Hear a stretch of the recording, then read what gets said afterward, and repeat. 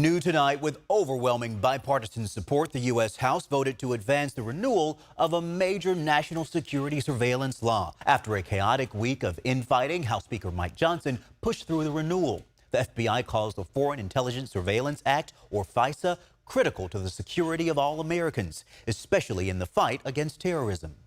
Our most immediate concern has been that individuals or small groups will draw some kind of twisted inspiration from the events in the Middle East to carry out attacks here at home. The FISA law allows U.S. intelligence agencies to collect the communications of foreign nationals without a warrant. It sometimes collects data on Americans who interact with persons of interest.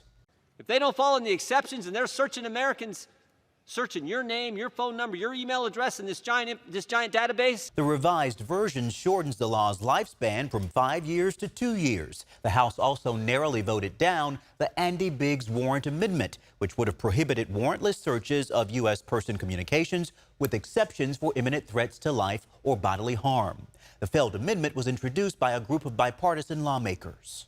We should not be expanding FISA. We should be creating safeguards to protect foundational civil liberties rights. Meanwhile, 2 days after Speaker Mike Johnson sat down with Representative Marjorie Taylor Greene, who has threatened to oust him from his post, the Speaker is meeting with former President Donald Trump today in Florida to discuss election integrity. I don't ever comment on my private conversations with President Trump, but I'm looking forward to going to Florida and spending some time. Keep in mind, the House still needs to vote on whether to reconsider the legislation, which is expected to come up next week. The deadline to reauthorize the FISA law before it lapses is next Friday.